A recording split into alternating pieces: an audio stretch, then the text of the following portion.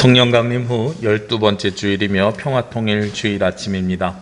우리 이 시간 다 함께 찬양하며 예배의 자리로 나아가겠습니다.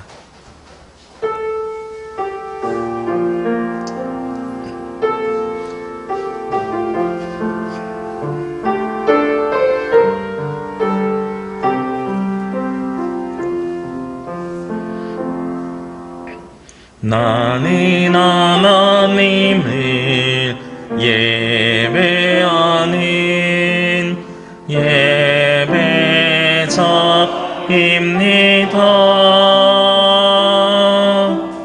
내가 서 있는 곳 어디서나 하나님을 예배합니다.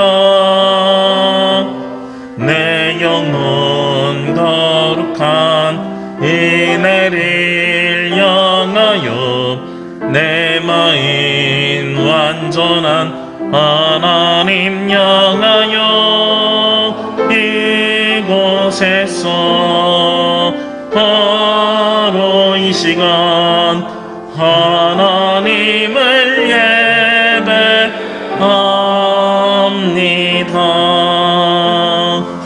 내 영혼 거룩한 은혜를 향하여 내 마음 완전한 하나님 향하여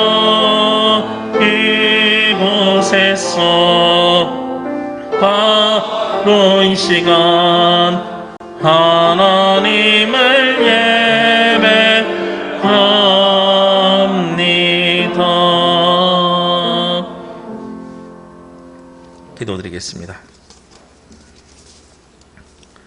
여호와 우리 하나님이여, 우리를 구원하사 여러 나라로부터 모으시고 우리가 주의 거룩하신 이름을 감사하며 주의 영예를 찬양하게 하소서.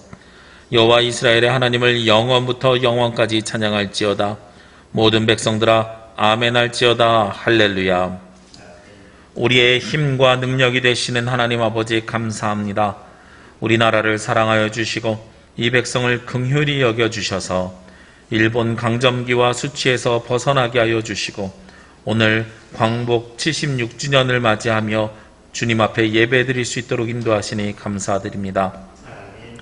바빌론에서 돌아온 이스라엘 백성들이 성전을 건축하고 이스라엘 성벽을 쌓으며 나라를 재건하였던 것과 같이 우리도 하나님을 바르게 섬기며 국방과 경제와 교육과 문화를 하나님의 뜻에 합당하도록 바로 세워 공의롭고 복된 나라를 이루게 하여 주옵소서.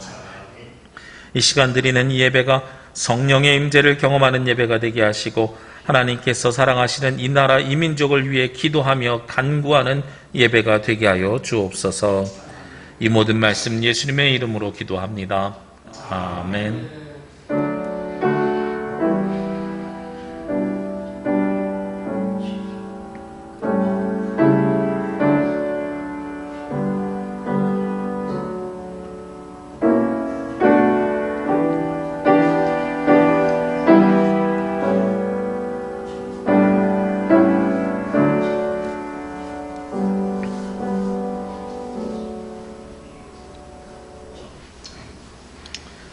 교독문은 21번 시편 34편의 말씀입니다. 내가 여호와를 항상 송축하며 내 입술로 항상 주를 찬양하리이다. 내 영혼이 여호와를 찬양하리니 곤고한 자들의 일을 듣고 기뻐하리로다. 나와 함께 여호와를 광대하시다 하며 함께 그의 이름을 높이세.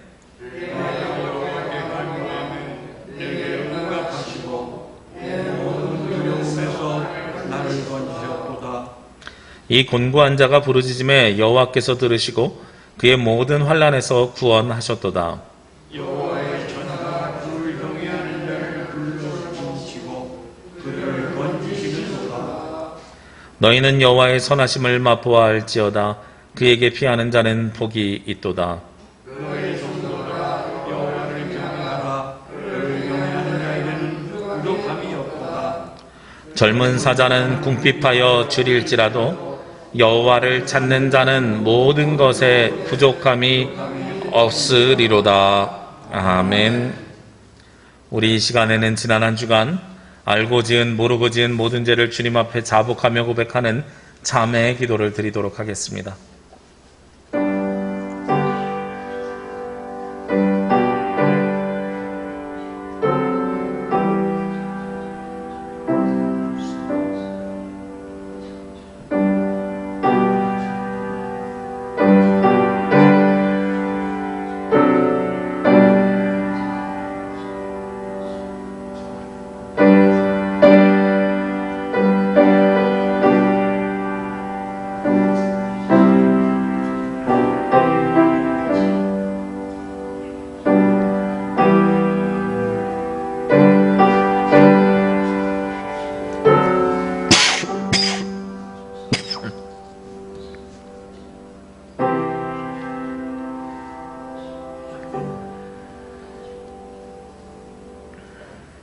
거룩하신 하나님 아버지, 저희들은 나라가 얼마나 소중한 것인지 잊고 살아왔습니다. 나라가 흔들리지 않고 튼튼해야 성도들도 평안한 중에 신앙생활을 잘할 수 있다는 사실을 잊을 때가 많이 있었습니다.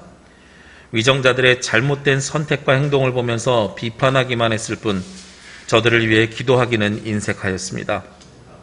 나라를 향해서 불평하고 요구하는 것은 많았지만 이렇게 좋은 나라에서 살고 있음에 감사하는 일과 의무를 다하는 일에도 소홀히 하였습니다.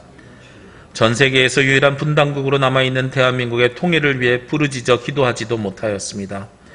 거룩하신 주님, 이 모든 죄를 용서하여 주옵시고 이제부터는 저희들이 나라의 소중함을 잊지 않고 자유와 공의와 평안을 위해서 늘 깨어 기도하는 성도들이 되게 하여 주옵소서.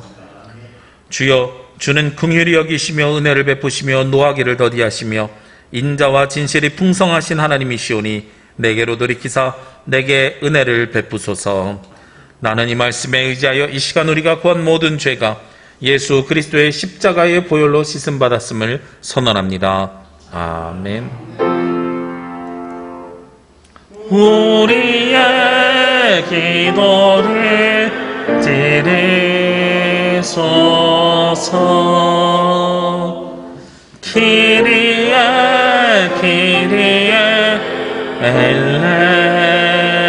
엘레이소. 다 함께 사도신경으로 우리의 신앙 고백을 하나님께 드리겠습니다. 나는 전능하신 아버지 하나님 천지의 창조주를 믿습니다. 나는 그의 유일하신 아들 우리 주 예수 그리스도를 믿습니다. 그는 성령으로 잉태되어 동정녀 마리아에게서 나시고 본디오 빌라도에게 고난을 받아 십자가에 못 박혀 죽으시고 장사된 지 사흘 만에 죽은 자 가운데서 다시 살아나셨으며 하늘에 오르시어 전능하신 아버지 하나님 우편에 앉아 계시다가 거기로부터 살아있는 자와 죽은 자를 심판하러 오십니다. 나는 성령을 믿으며 거룩한 공교회와 성도의 교제와 죄를 용서받는 것과 몸의 부활과 영생을 믿습니다. 아멘. 다 함께 찬송 439장 찬송 드리겠습니다.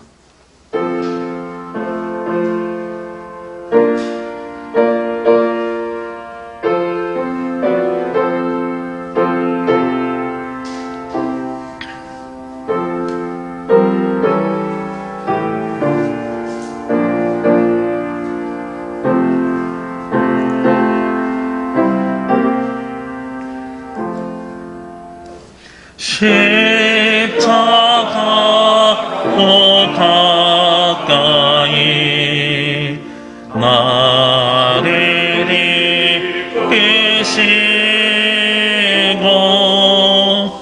거기 흘린 보혈로 정케 하옵소서. 십자가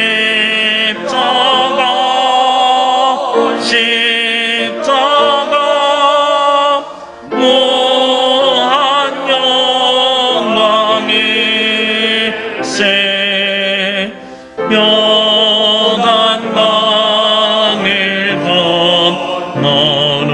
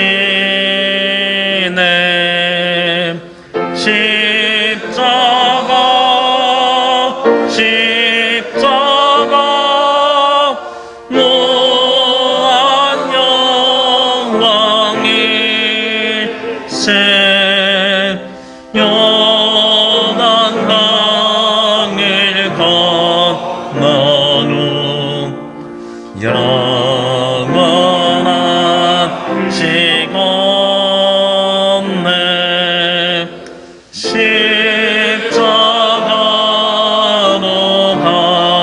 가까이 가게 하시옵고 몸소 받은 고생도 알게 하옵소서.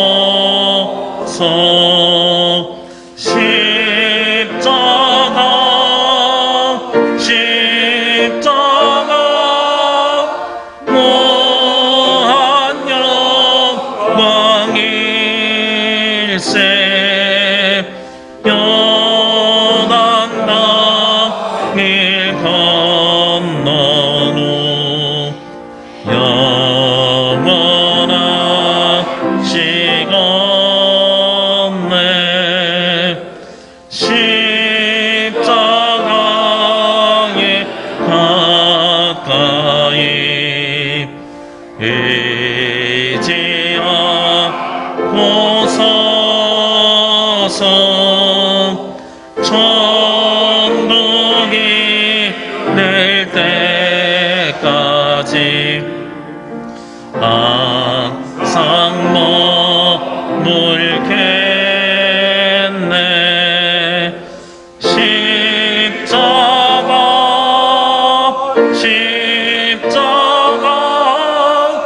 무한 영광일세.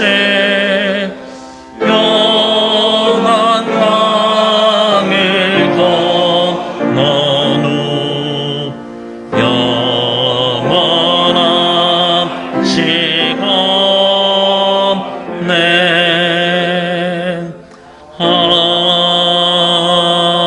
아멘. 이 시간 예배를 위해서 김만희 장로님 기도 인도해 주시겠습니다. 영광과 존귀를 받으실 하나님 아버지, 성령강림 후 12째 주일을 맞으면서 광복절 주일도 함께 맞게 하시니 감사와 영광을 드립니다. 고난과 시련이 역사만 거듭해오던 이 민족을 긍휼히 여겨주셔서 해방의 기쁨을 맞게 하여 주시고 이 땅의 자유와 평화도 허락하여 주셔서 예수 그리스도를 구원과 해방의 주님으로 믿게 하여 주시는 종을 진실로 감사와 찬양을 드립니다.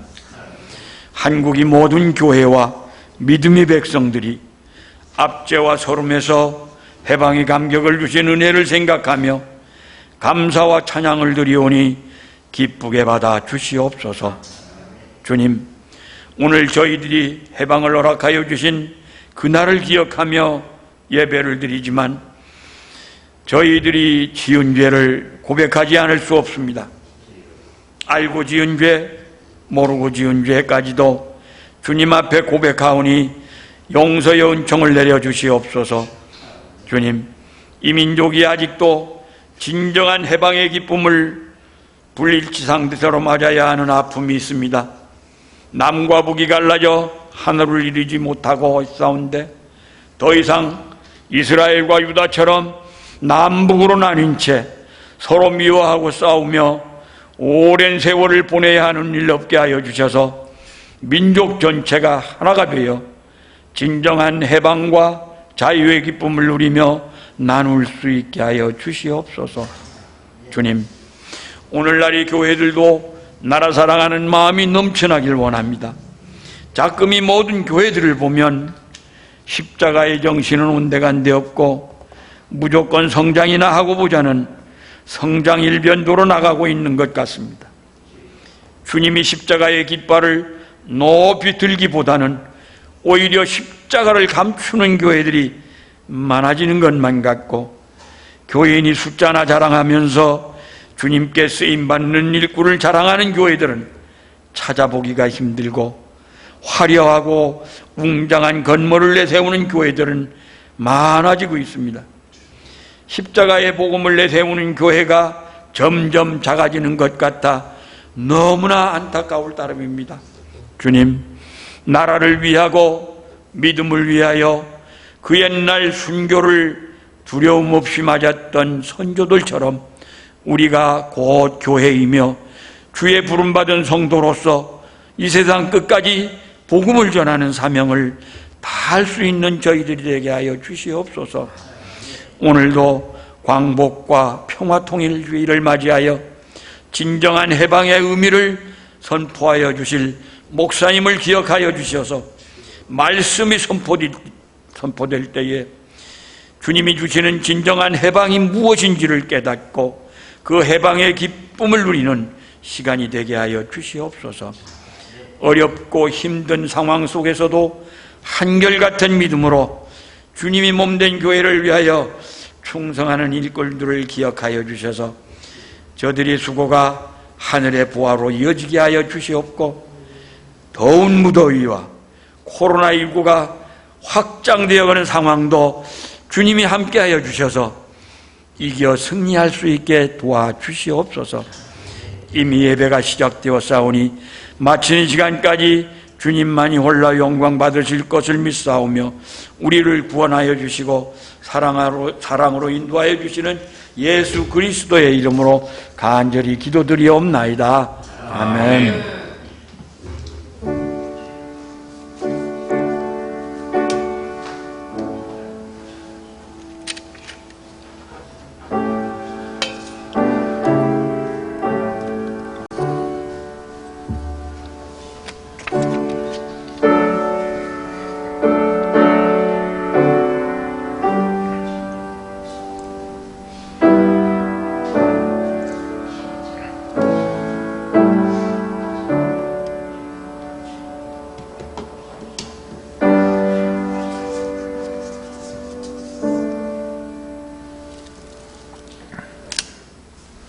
오늘 말씀은 고린도전서 1장 10절에서 17절 말씀입니다. 고린도전서 1장 10절에서 17절 말씀 봉독하겠습니다. 형제들아, 내가 우리 주 예수 그리스도의 이름으로 너희를 권하노니 모두가 같은 말을 하고 너희 가운데 분쟁이 없이 같은 마음과 같은 뜻으로 온전히 합하라. 내 형제들아, 글로에의 집 편으로 너희에 대한 말이 내게 들리니 곧 너희 가운데 분쟁이 있다는 것이라. 내가 이것을 말하거니와 너희가 각각 이르되 나는 바울에게, 나는 아볼로에게, 나는 게바에게, 나는 그리스도에게 속한 자라 한다는 것이니, 그리스도께서 어찌 나뉘었느냐? 바울이 너희를 위하여 십자가에 못 박혔으며 바울의 이름으로 너희가 세례를 받았느냐? 나는 그리스보와 가이오 외에는 너희 중 아무에게도 내가 세례를 베풀지 아니한 것을 감사하노니, 이는 아무도 나의 이름으로 세례를 받았다 말하지 못하게 하려 함이라. 내가 또한 스데바나 집 사람에게 세례를 베풀었고 그 외에는 다른 누구에게 세례를 베풀었는지 알지 못하노라. 그리스도께서 나를 보내심은 세례를 베풀게 하려 하심이 아니요 오직 복음을 전하게 하려 하심이로되, 말의 지혜로 하지 아니함은 그리스도의 십자가가 헛되지 않게 하려 함이라. 아멘. 주여 우리 맘 여서 주의 말씀을 깨닫게 하소서.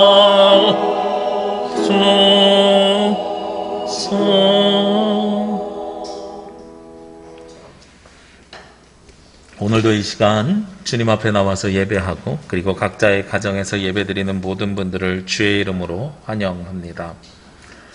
오늘은 광복절입니다. 1945년 8월 15일에 여러분이 아시는 것처럼 일제 치하에서 우리나라가 독립을 했습니다. 그래서 광복절이라고도 하고 어떤 의미에서는 독립기념일, 미국식 표현이긴 합니다만 그렇게도 표현할 수 있을 것 같습니다. 이 8월 15일이 가지고 있는 의미가 여러 가지가 있는데 우리 교단에서는 오늘을 평화통일주일로 지냅니다. 그 이유는 일제의 압박과 그리고 식민 통치에서 벗어난 오늘이 남과 북이 갈라진 이날이 다시 하나 되는 것을 소망하는 날이었으면 좋겠다. 우리에게 기쁨이 되는 이 광복의 기쁨이 통일의 기쁨으로 변화되었으면 좋겠다 하는 의미로 평화통일주의를 지내고 있습니다. 그러면서 또 하나 8월 15일이 가지고 있는 의미가 있는데요. 1948년에 8월 15일에 대한민국 정부가 수립이 되었습니다. 그래서 그때부터 우리나라가 남한의 단독 정부로 그 역할을 수행하기 시작하였습니다. 그런데 문제는 이 사건으로 인해서 2006년에 큰 논쟁이 우리 사회에 있었다는 사실입니다. 서울대 역사학과 교수인 이영훈 교수가 동아일보에 기고를 하면서 건국절 논쟁이 발생이 되었습니다. 한 번쯤은 들어보신 적이 있을 것입니다. 1948년 8월 15일이 대한민국이 건국된 날이니 광복절이라 하지 말고 건국절이라 하자. 그러면서 대한민국은 1948년에 건국된 나라다. 그런데 거기에 반론이 만만치 않았어요. 대한민국은 임시정부로부터 시작이 되었으니 1919년에 건국된 것이 맞다라는 논쟁이었습니다. 제가 그래서 그 논쟁들을 한번 찾아봤더니요. 대한민국의 건국절을 개천절로 하자. 우리나라는 고조선부터 시작했으니 개천절로 하자는 논쟁이 하나가 있고요. 주장이. 두 번째는 지금 말씀드린 임시정부의 수립일인 1919년으로 하자라는 견해가 두 번째 견해고요. 세 번째가 우리나라가 일본 식민 통치에서 벗어난 1945년을 기준으로 하자라는 견해가 있고, 마지막으로 1948년 대한민국 정부 수립을 기준으로 하자라는 이 네 가지 견해가 있습니다. 그런데 이 네 가지 견해 중에서 가장 첨예하게 부딪힌 것은 1919년과 1948년에 대한 논쟁이지요. 이 논쟁이 나중에는 어떻게 발전이 됐냐면 보수와 진보, 야당과 여당의 논쟁으로 바뀌게 됩니다. 그래서 내가 생각할 때에 무엇이 건국절이 맞느냐라는 논쟁이 아니라 나는 누구 편이니 1948년이 맞아, 나는 누구 편이니 1919년이 맞아라는 논쟁으로 변질되게 되었던 거죠. 1948년 정부 수립일을 주장하셨던 분들은 이승만 대통령을 국부로 하는, 그래서 이승만 대통령이 나라의 아버지가 되고, 그리고 이승만 대통령이 시작한 대한민국이 진짜 대한민국의 정부의 수립이고 건국이다라는 주장을 하셨습니다. 그분들은 학파로 이야기하면 뉴 라이트라고 하는 학파에 속하여져 있는 분들인데요. 보수적인 성향을 가지고 있는 분들입니다. 그런데 그걸 떠나서 그 논쟁이 스스로 종결을 짓게 됩니다. 언제 종결을 짓게 되냐면 2016년에 문건이 하나 발견이 됐는데, 이승만 대통령이 일본 왕에게 보낸 편지가 나온 거예요. 그런데 그 편지에 보면 어떻게 시작이 되어 있냐면 ROK, Republic of Korea, 지금 대한민국이라는 칭호를 사용하면서 1919년에 보냈어요. 3.1운동 이후에. 이승만 대통령이 나는 대한민국의 대통령으로서 우리나라의 독립을 요청한다라는 내용의 편지를 일본 왕에게 보낸 겁니다. 그러니까 1948년을 주장하셨던 분들의 논의가 스스로 모순이 일어나는 일이 생겨서 그 논쟁이 끝이 나게 됐습니다. 실제로 우리나라 헌법을 보면은요, 헌법 전문에 헌법이 시작할 때 이런 문구로 시작합니다. 대한민국 헌법은 유구한 역사와 전통에 빛나는 우리 대한민국은 3.1운동으로 건립된 대한민국 임시정부의 법통과 하면서 3.1운동 그리고 1919년에 임시정부를 따른다는 것이 기본 아니었거든요. 근데 거기에 반론이 나왔다가 말씀드린 것처럼 이승만 대통령이 스스로 대한민국은 1919년에 시작된 것으로 편지를 발송하면서 그 논쟁은 종결이 되었습니다. 제가 이 말씀을 드리는 이유는 오늘이 광복절이어서 이 논쟁을 다시 하자라는 말씀으로 드리는 것이 아니라, 이 논쟁의 시작은 언제 대한민국이 시작되었는가를 가지고 시작되었는데 나중에 어떻게 변질됐냐면 야당과 여당, 보수와 진보 이런 것으로 변질되었다는 거예요. 그래서 내용의 본질보다 내가 어느 편인지를 확인하는 증거로 나는 건국절을 1948년으로 이야기합니다. 그럼 당신은 우리 편. 나는 1919년으로 합니다. 그럼 남의 편. 뭐 이런 식의 분당 정치 혹은 당파 싸움, 갈등으로 확대되었다는 이야기인 거죠. 본질적인 학문적인 논쟁은 저는 충분히 있을 수 있다고 생각을 합니다만, 그 학문적인 논쟁을 벗어버리고 갈등으로 확장된 것이 문제였다는 겁니다. 그런데 요즘 우리나라 사회뿐만 아니라요, 오늘 본문의 배경이 되는 고린도 교회도 비슷한 일이 있었습니다. 오늘 본문 말씀이 시작되는 10절 말씀에 보면 사도 바울이 이렇게 고백하면서 말씀이 시작이 됩니다. 형제들아, 내가 우리 주 예수 그리스도의 이름으로 너희를 권하노니 모두가 같은 말을 하고 너희 가운데 분쟁이 없이 같은 마음과 같은 뜻으로 온전함이라. 너희가 같은 말을 하고 분쟁이 없이 같은 마음과 같은 뜻으로 온전하게 되었으면 좋겠다라고 말씀하고 있는 거예요. 이 이야기는 무엇을 전제로 하고 있는 거예요? 그 안에서 무엇이 있었다? 분쟁이 있었으니까 분쟁이 없었으면 좋겠다라고 이야기하는 거잖아요. 그러면 고린도 교회에서 가지고 있었던 분쟁은 어떤 분쟁이었을까요? 오늘 그 뒤에 있는 12절 말씀에 보면 내가 이것을 말하거니와 각각 너희가 각각 이르되 나는 바울에게, 나는 아볼로에게, 나는 게바에게, 나는 그리스도에게 속한 자라 한다는 것이니, 사람들이 고린도 교회에 모여가지고요, 너는 누구를 따라? 나는 바울파야, 나는 아볼로파야, 나는 게바파야, 나는 그리스도파야 라고 서로 그 안에서 다툼이 있고 분쟁이 있었다는 거예요. 근데 이 분쟁을 보통 어떤 분쟁으로 보냐면 막 치고받고 싸우는 것이 아니라 논쟁으로 보고 있습니다. 지난주에 잠깐 말씀드렸지만 고린도라는 지역이 가지고 있는 특징이 있어요. 첫 번째는 고린도라는 지역은 항구가 2개가 있습니다. 그래서 많은 물류들이 왔다 갔다 하고 무역이 왕성했던 데라서 물질적으로 어땠다고요? 풍요로웠던 지역이다.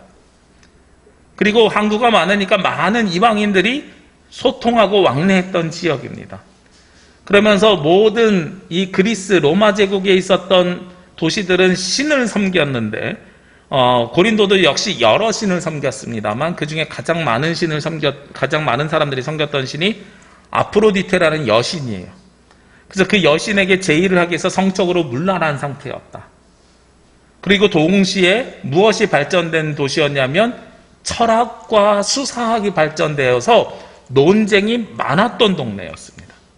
그러니까 여기서 같은 말이라는 것을 기준으로 해서 분쟁이 있지 않아야 된다라고 10절에서 밝힌 이유는 여기서 분쟁은 치고받고 싸웠던 싸움이 아니라 끊임없이 많은 논쟁이 있었는데 이 논쟁의 근거가 무엇이라고요? 바울파냐? 아볼로파냐? 게바파냐? 아니면 그리스도파냐라는 논쟁이었던 거예요. 여러분들은 이 논쟁 속에서 어느 파에 속하시겠습니까? 말씀을 묵상하면서 자료들을 찾아봤습니다. 바울파는 어떤 사람들이 속하였고, 아볼로파는 어떤 사람들이 속하였고, 게바파는 어떤 사람들이 속하였고, 그리스도파는 누구였을까? 물론 당시에 우리가 상황이 자료나 아니면은 문서로 남아있지 않아서 추측을 할 수밖에 없습니다만 그런 추측을 할 수 있을 것 같아요. 먼저 바울파. 바울은 누구에게 복음을 전했냐면 이방인들에게 복음을 전했던 사도였거든요. 그러니까 아마 바울파는 고린도 교회에 있는 헬라 사람들일 가능성이 높아요. 여기서 이방인들이라는 건 외국에서 온 사람들을 이야기하는 것이 아니라 유대인이 아닌 사람들을 이야기하거든요. 성경적 관점에서. 바울은 유대인이 아니라 헬라 사람들 중심으로, 즉 그리스 사람들, 로마 사람들 중심으로 복음을 전했기 때문에 아마 그쪽 사람들이었을 것이다. 이런 가능성이 높습니다. 두 번째는 아볼로파는 어떤 사람들이냐 그러면 아볼로는 알렉산드리아 출신으로 유대교 학자였습니다. 즉 율법 학자였던 거예요. 자료에 의하면 아볼로가 복음을 접하고 예수님을 믿었던 그 당시에 알았던 그리스도교, 즉 예수님에 대해서는 세례 요한으로부터 세례를 받은 것까지밖에 몰랐대요. 십자가 사건도 알지 못했던 거예요. 그러면서 예수님을 영접한 것이 아볼로였다는 겁니다. 그러니까 아볼로파는 어떤 사람들이 많았겠어요? 유대인들이 많았겠죠.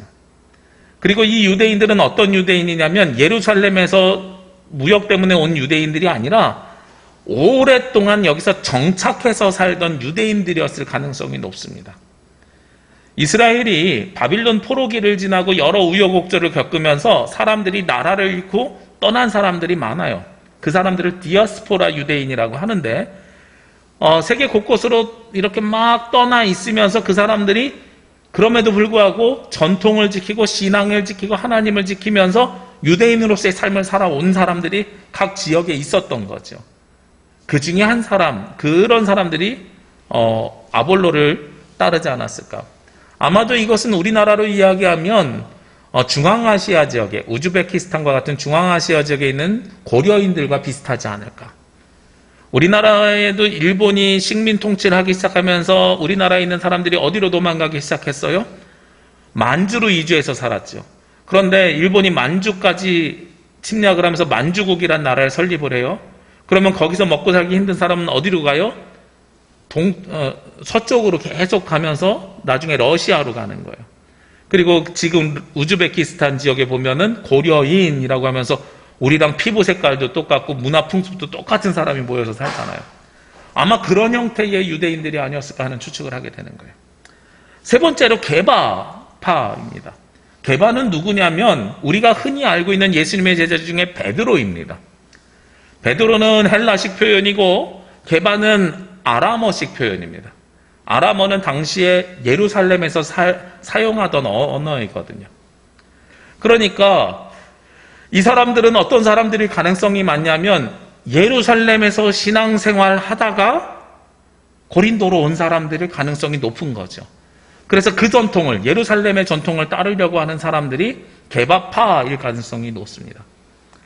우리가 딱 보면 사지선다, 바울파, 그리고 아볼로파, 게바파, 그리고 마지막 네 번째가 그리스도파인데, 그럼 우리는 당연히 지금 그리스도파에 속해야 되는 거 아니야? 이렇게 이야기할 수 있습니다만, 이 오늘 본문에서 이야기하는 그리스도파는 지금 우리가 알고 있는 예수 그리스도에 속한 사람들이 아니에요. 이때 그리스도파라고 이야기하는 것은 많은 학자들이 어떻게 예측하냐면 당시에 많았던 영지주의자들을 이야기하는 겁니다. 이 영지주의자라는 사람들이 어떤 사람들이냐면 쉽게 설명하면은요, 첫 번째로 구약은 없어. 그리고 두 번째 그들이 가지고 있는 특징은 예수님이 행했던 기적, 그리고 부활하신 다음에 승천하시는 그 영적인 신비주의적인 것.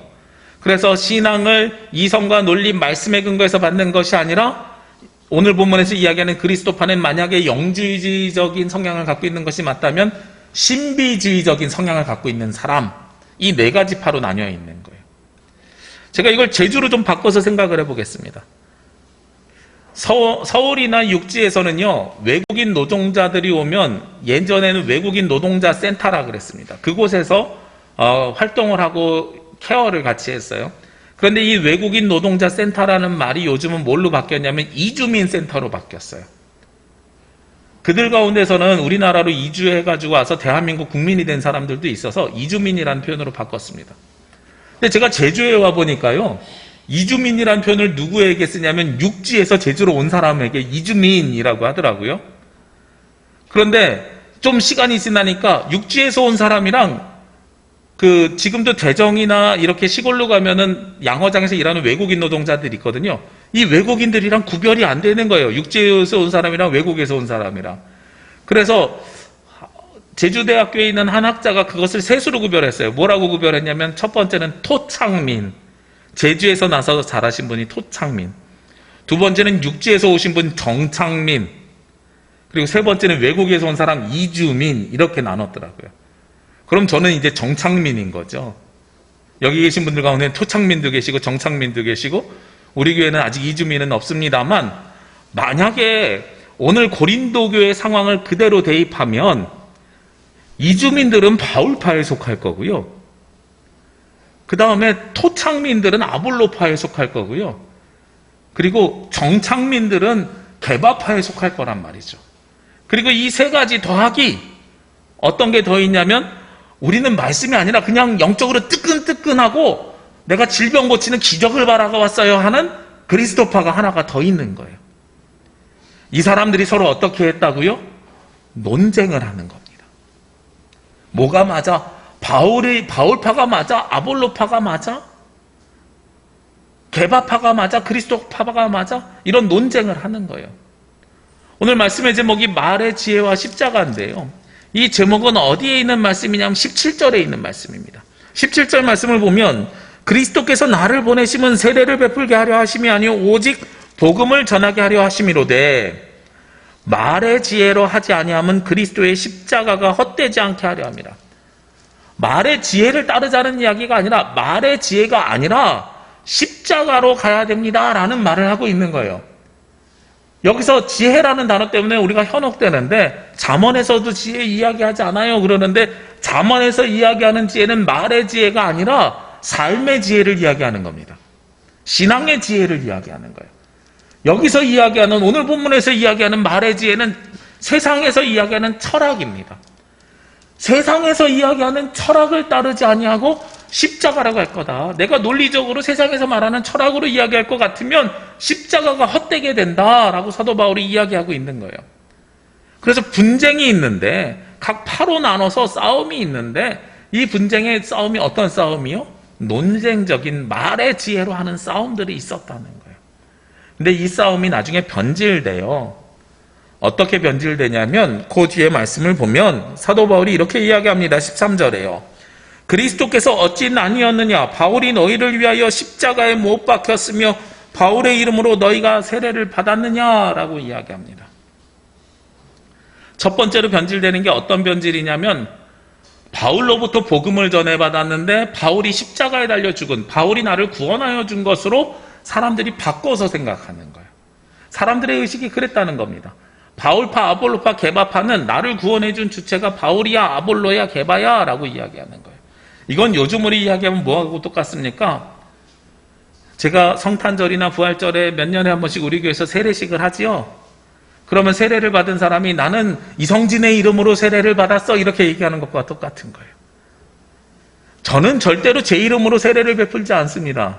누구의 이름으로 세례를 베풀어요? 예수 그리스도요.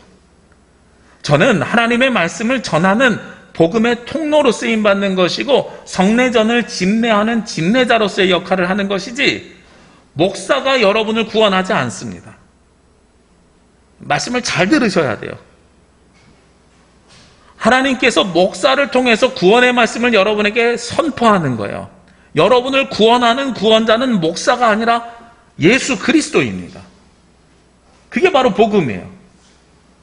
예수님께서 여러분을 구원하시는 것이고요. 예수님께서 목회자를 통해서 말씀하시는 거지 목사가 여러분을 구원하는 게 아니라는 거예요. 오늘 사도 바울이 하고 있는 이야기가 바로 그 이야기입니다. 나는 십자가를 진 적도 없다. 구원의 은혜는 어디로부터 시작이 돼요? 십자가의 은혜로 시작이 되는데 사도 바울 십자가 진 적 없거든요. 이게 첫 번째입니다. 두 번째로 이 논쟁이 확장된 것이 무엇이 확장됐느냐? 사도 바울이 무엇을 강조하냐면 나는 세례를 베풀지 않았다라는 걸 강조해요. 이게 좀 이상하잖아요. 복음을 전하면 우리가 지난 몇 주 전에도 말씀 나눴잖아요. 마태복음 28장 맨 마지막에 18, 19절에 보면은 가서 복음을 전하고 제자를 삼고 가르치고 세례를 줘야 되잖아요. 근데 사도 바울이 끊임없이 세례를 주지 않았다고 이야기해요. 여기에만 이야기하는 것이 아니라 그 뒤에 16절, 17절에도 마찬가지입니다. 14절, 15절에도 14절, 16절에도 마찬가지입니다. 14절에 보면 나는 크리스포와 가이오 외에는 너희 중 아무에게도 내가 세례를 베풀지 아니한 것을 감사한다. 세례를 주지 않은 걸 감사한대요. 16절 말씀에도 내가 또한 스데바나 집 사람에게 세례를 베풀었고 그 외에 다른 누구에게 세례를 베풀었는지 알지 못하노라. 그리고 17절에도 그리스도께서 나를 보내심은 세례를 베풀게 하려 하심이 아니요 라고 말씀하고 있어요. 왜 이런 이야기를 할까요? 여기에도 이유가 있는 거예요. 사도 바울이 처음에는 세례를 2명에게만 베풀었다가 쓰다 보니까 내가 한 집에도 더 베풀었구나. 그런데 나는 그러면 세 가정 외에는 베푼 적이 없어 라고 굳이 이야기하고 세례를 보내는 것이 예수님께서 나를 보내신 목적이 아니라고 굳이 이야기하는 이유가 있다는 겁니다. 세례가 의미 없고 가치 없어서가 아니고요. 이 세례가 어떻게 변질됐냐면 우리 파 사람을 확장시키는 도구로 변질됐기 때문에 그래요. 나는 바울로부터 세례를 받았어. 나는 아볼로부터 세례를 받았어. 그러면 십자가의 복음과 상관없이 나는 아볼로파가 되는 거예요. 그리고 자기 파 사람들을 늘리려면 세례를 값없이 예수 그리스도의 이름을 세례를 주는 것이 아니라 너 빨리 와서 세례 받아. 세례 받는 우리 쪽 사람이 늘어나야 우리가 세력이 늘어나. 이거에 사도 바울이 사실은 반대하고 있다는 겁니다. 세례가 무엇으로 변질됐다고요? 복음을 믿고 고백하는 회심의 고백이어야 되는데 우리 세력을 늘리는 세력으로 변질된 거예요. 어느 파 사람이 많이 세례를 받느냐로 변질된 겁니다. 요즘도 이것이 비슷하게 적용될 수 있습니다. 작은 교회일수록요. 어떻게 변질될 수 있냐면 우리가 공동의에 참석하는 기준과 조건이 세례교인입니다. 그래서 세례교인만이 공동의회 투표권을 행사할 수 있어요. 저는 항상 세례교육을 할 때마다 세례교육을 받는 사람들에게 그런 말씀을 드립니다. 세례를 받는 것은 어떤 일이냐면 하나님 나라 가는 기차의 기차표를 받은 사람입니다 라는 거예요. 하나님 나라 가는 기차를 타려면 조건이 뭐예요? 표가 있어야 타잖아요. 그게 세례예요. 그 기차표를 받은 다음에 어떻게 해야 돼요? 기차를 타야 그 나라를 가죠. 세례를 받았다고 해서 신앙생활 멈추면 하나님 나라 못 간다는 겁니다. 또 하나는요, 부산 가는 기차표를 끊었는데 광주 가는 기차를 타면 그 나라 갈 수 있어요? 못 가지요. 하나님 나라 가는 기차표 세례를 받았는데 올바른 기차에 올라타야 돼요. 다른 데 가는 기차, 즉 2단의 기차에 올라타면 못 가는 거예요. 세례가 그만큼 중요한 것이고 세례 받은 사람들만이 공동의에 참여할 수 있는 기회가 주어집니다. 하나님 나라 천국 시민으로서요. 교회 모든 결의에 참여하는 거예요. 근데 좀 부끄러운 이야기입니다만 지난해에 어떤 일이 있었냐면 제가 교단 헌법위원회에 참여하는데 헌법 변경 요청이 들어왔어요. 어떤 요청이 들어왔냐면은 저 육지에 있는 시골 교회인데 예전에는 마을에 사람들이 많아서 한 150명 정도 모였던 교회래요. 굉장히 규모가 있었던 교회죠. 시골 교회 치고는. 그런데 1980년대 그렇게 모이다가 90년대, 2000년대 지나면서 요즘은 젊은 사람들이 다 떠나고 나가고선 마을이 2000명 이상 모였던 살던 마을이었는데 요즘 마을에 살고 계신 분들 자체가 200분 정도밖에 안 산대요. 대부분 독거노인으로. 그래서 교회 나오시는 분들이 한 20분으로 줄어드는 거예요. 그리고 어르신들만 남고 젊은 사람들이 다 떠나니까 교회에 누가 없냐면 시무장로님이 없는 거예요. 70세가 다 넘으셔서. 그래서 당회를 조직하려고 어떻게 했냐면 목사님이 사모님을 장로님으로 세워요. 70세 이하가 사모님밖에 없다고. 공동의회를 해가지고. 근데 그렇게 되고 나니까 무슨 일이 가능해져요? 당회에서요. 부부가 결의하면 모든 일을 다 결정하는 거예요. 그리고 나서 자녀들이랑 친척 몇 명 불러가지고 몇 주 예배 드린 다음에 공동의회를 해서 교회 재산을 팔았어요. 얼마나 안타깝고 부끄러운 일입니까? 세례받은 사람의 수가 교회를 좌지우지하는 일로 변질되는 거예요. 당파를 지어서 누구 사람이 많아, 누가 세례를 많이 받았어, 이런 걸로 가지고 교회를 좌지우지하는 일이 생기는 거예요. 고린도 교회에서도 이미 그런 일이 있었나 봐요. 그러니까 사도 바울이 나는 세례를 준 사람이 몇 명 없어요를 강조하는 겁니다. 이게 가능한 이유가 무엇일까요? 사도행전 18장에 보면 사도 바울은요, 고린도 교회에서 얼마 동안 머물러서 복음을 전했냐면 약 1년 6개월 정도 머물러서 복음을 전했다 그래요. 근데 제가 초대교회 이야기라는 초대교회 역사가가 쓴 책을 보니까 초대교회에서는 세례교육을 얼마나 받았는가, 최소 1년 6개월에서 길게는 3년 동안 세례교육을 받은 사람들이 세례를 받았대요. 그러니까 사도 바울이 세례를 줄 수 있는 시간이 있었겠어요? 없었겠어요? 만약에 1월 달에 고린도 교회를 개척을 했다 그러면 그때 처음 믿은 사람들만이 그 다음에 6월 달 되면 세례를 받을 자격이 된 거예요. 그러니까 사도 바울이 세례를 줄 수 있는 사람이 작았다는 것이 사실인 거죠. 그러면 그 나머지 세례는 어떻게 됐느냐? 그렇게 세워진 지도자들을 통해서 다시 세례를 받는 것이, 아니면 혹은 동역자를 사도 바울이 파송을 하거든요. 다른 지역으로 개척을 하러 가면서 동역자를 보내는데 그 동역자로부터 세례를 받았겠죠. 그런데 우리가 무엇으로 바뀌는 거예요? 이 세례는 누가 주든지 간에, 저보다 먼저 심호하셨던 우리 고정수 목사님이나 강재규 목사님이나 어느 분이 세례를 주셨든 제가 세례를 주든 세례는 누구의 이름으로 베풀어져요? 예수 그리스도의 이름으로 베풀어지는데 나는 누구파야 나를 세례를 준 사람을 오히려 섬기는 일로 변질된 것이, 그래서 분쟁이 일어난 것이 고린도 교회의 모습이라는 거예요. 그래서 말의 지혜로 따라가는 것이 아니라 무엇으로요? 그리스도의 십자가로 돌아가야 된다고 사도 바울은 이야기를 합니다. 그러면서 그렇게 돌아가는 전제 조건이 뭐예요? 다시 10절에 보니까 우리가 무엇을 해야 돼요? 그를 위해서 같은 말과 같은 마음과 같은 뜻을 가지라고, 분쟁이 없는 같은 마음과 같은 뜻을 가지라고 오늘 말씀하고 있는 거예요. 우리 교회는 고린도 교회처럼 커다란 분쟁은 없습니다. 얼마나 감사한지 몰라요. 그런데 제가 지난 6월 달에 있었던 공동회를 통해서 무엇을 경험했냐면, 우리가 같은 마음과 같은 뜻은 아직 되지 못했구나라는 건 경험을 했어요. 우리가 장로님 피택을 위해서 공동회를 했고요. 그리고 나서 권사님이 어떤 분들이 될까, 이런 이야기들을 제가 개인적으로 몇 분이랑 나눠봤는데, 어떤 분이 교회의 지도자가 되어야 되는지에 대한 생각이, 제가 한 3주 정도 말씀을 전하고 공동회를 했음에도 불구하고 모두 다 다르더란 말이에요. 그래서 제가 그때 깨달았어요. 주일날 짧게 선포되는 이 말씀을 가지고 우리가 이 마음과 뜻을 합치는 것이 쉽지 않겠구나.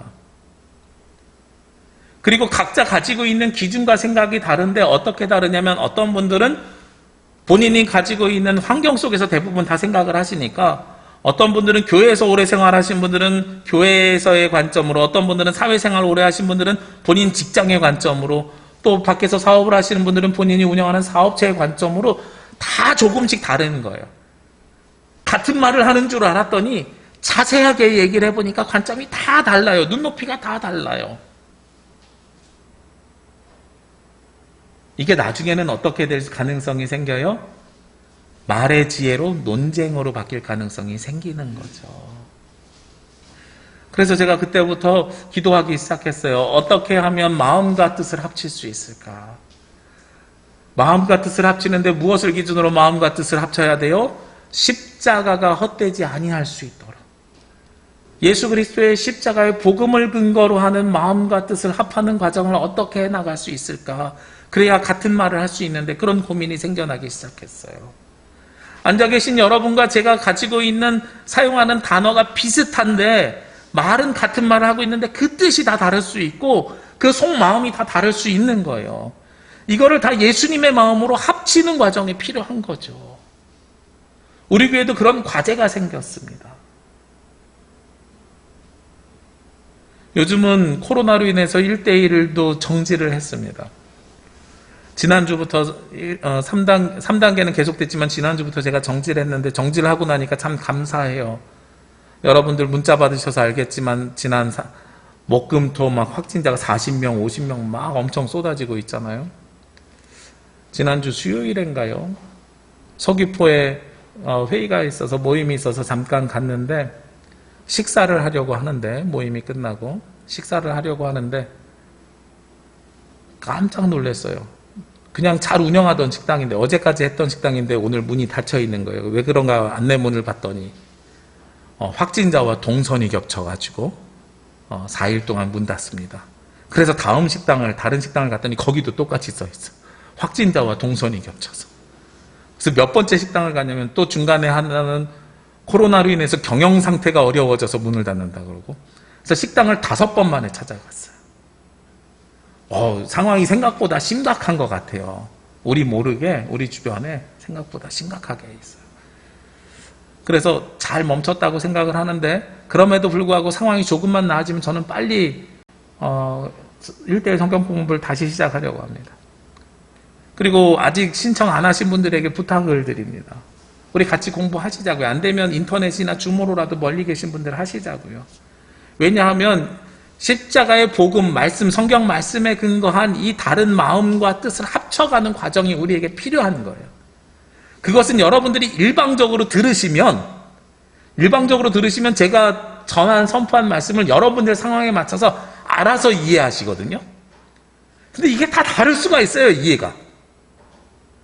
근데 1대1 성경 공부를 굳이 하는 이유는 서로 대화를 하면서 생각을 맞춰가는 과정이 있는 거란 말이죠. 저랑 생각을 한 분이랑 맞추고 또 다른 분이랑 생각을 맞추면 이 두 분도 비슷해지는 거잖아요. 지금 상황이 이러니까 그 과정들을 계속해서 만들어 가자고 말씀을 드리는 거예요. 오늘 고린도 교회가 말의 지혜를 따라가기 시작했으니 당파 싸움으로 번졌습니다. 아까 드렸던 건국절 말씀이 학문적 논쟁에서 시작됐는데 결국은 야당과 여당 보수 진보의 갈등으로, 그래서 결국은 내가 무엇을 지지하느냐가 어느 편 사람인지를 확인하는 것으로 변질된 것처럼 오늘 복음도 내가 세례를 받은 것이 구원의 기쁨의 세례고 십자가의 세례여야 되는데 내가 아볼로파인지 게바파인지 바울파에 속하였는지 이거를 구별하는 근거로 변질된 거라는 거예요. 그것은 복음이 아니고요, 말의 지혜입니다. 우리가 하나님의 말씀을 통해서 따라야 되는 건 말의 지혜가 아니라 말씀의 지혜이고 말씀을 통한 삶의 지혜를 우리가 받아야 되는 겁니다. 참 희한하지요. 말의 지혜가 아니라 말씀의 지혜, 한 글자 차이인데 굉장히 커다란 차이가 있습니다. 세상의 지혜와 철학, 세상 살아가는 데 필요하고 중요한 것이지만 교회 공동체 안에서는요, 우리가 말씀의 지혜로 돌아가야 되고 삶의 지혜로 돌아가야 되고 이 모든 것들이 무엇보다도 그리스도의 십자가의 은혜에 근거해야 됩니다. 우리가 예수 그리스도의 십자가로 같은 마음과 같은 뜻을 품고 같은 말로 같은 입술로 우리가 고백하는, 그래서 하나님 보시기에 온전한 공동체를 이뤄가는 저와 여러분이 되시기를 주의 이름으로 기도합니다. 기도드리겠습니다. 사랑과 은혜가 충만하신 아버지 하나님, 하나님께서 오늘도 말씀을 통해서 귀하게 역사하여 주시니 감사드립니다. 주께서 주시는 이 말씀이 우리의 삶이 되게 하여 주옵시고 주께서 주시는 이 말씀을 통하여 하나님께만 영광 올려드릴 수 있도록 도와주시옵소서. 저희들 말의 지혜를 따르는 것이 아니라 말씀의 지혜를 따르게 하여 주옵시고 예수 그리스도의 십자가만을 바라보며 나아가는 자녀들 되게 하여 주옵소서. 사람이 주인이 되는 것이 아니라 그리스도가 주인이 되어 온전하게 되는 마음과 뜻과 우리의 입술의 고백이 하나가 되는 귀한 남부교회 공동체가 될 수 있도록 역사하여 주시옵소서. 이 모든 말씀 예수 그리스도의 이름으로 기도합니다. 아멘. 이 말씀 따라 사는 동안 지치지 않게 하시고 이 말씀 따라 사는 동안 주님 나라 이루소서.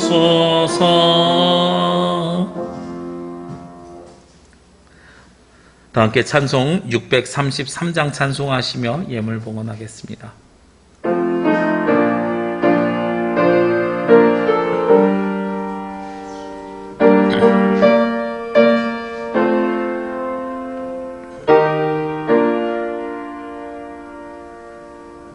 나의 하나님 받으소서.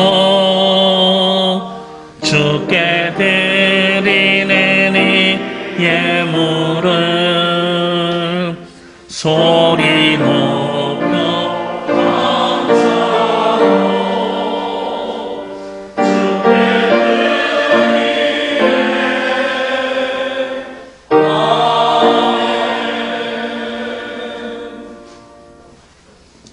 기도드리겠습니다. 우리에게 십자가의 은혜를 허락하여 주신 하나님, 감사와 영광을 드립니다.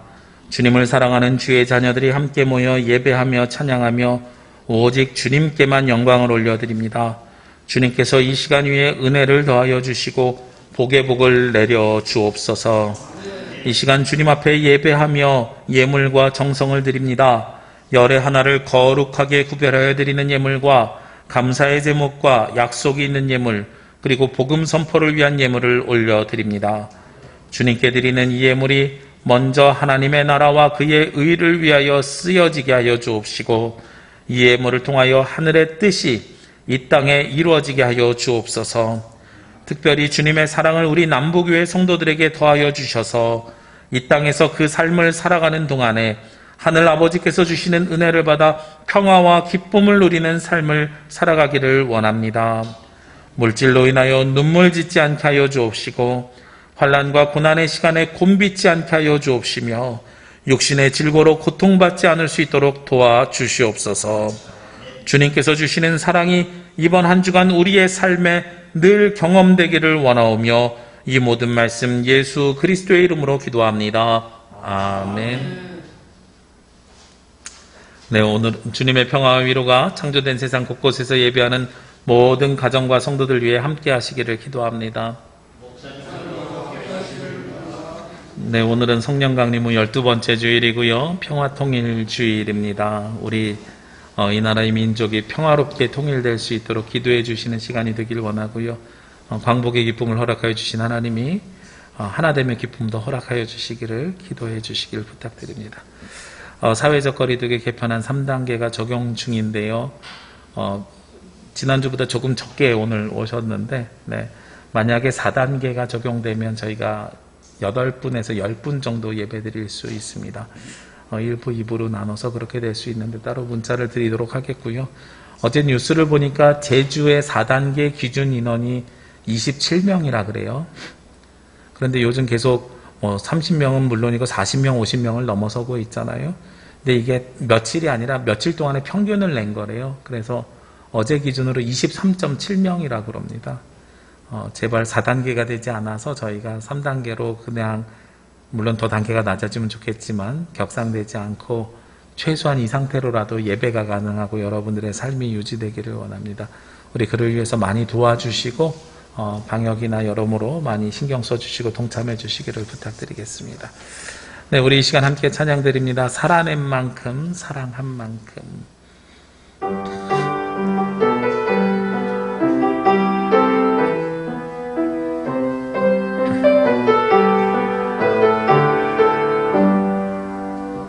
예수를 만난 자 새로이 눈 뜨고 예수를 아는 자 그 말씀 들으니 예수를 따르는 자 어느 곳에 있어도 주의 은혜를 담대히 선포하리라. 예수를 만난 자 새로이 눈 뜨고 예수를 아는 자 그 말씀 들으니 예수를 따르는 자 어느 곳에 은혜를 담대히 선포하리라. 주님의 뜻대로 살아낸 만큼 자유를 얻으니 살아낸 만큼 예수의 마음으로 사랑한 만큼 평안을 얻으리 사랑한 만큼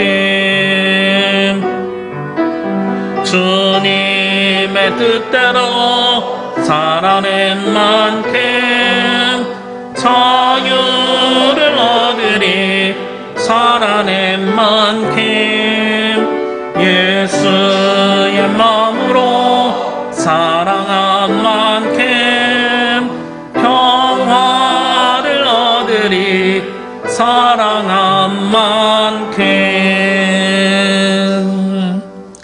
이제는 우리를 위하여 십자가를 지신 예수 그리스도의 은혜와 우리를 불러주셔서 자녀 삼아주신 아버지 하나님의 크신 사랑하심과 우리가 서 있는 그곳에서 주의 자녀로서 그 삶을 살 수 있도록 이끌어주시는 보혜사 성령님의 역사하심이 이번 한 주간 우리가 서 있는 그 자리에서 하나님의 말씀의 본질을 기억하며 한 마음과 한 뜻으로 하나님 나라의 꿈을 꾸며 이 땅의 환난과 감염병과 어둠과 고통 속에서 그 삶을 이겨내기를 원하는 제주남북의 모든 성도들 머리 위에와 이 시간 각자의 자리에서 하나님을 예배하는 모든 가정 위에 지금부터 영원까지 함께 하시기를 간절히 축원하옵나이다.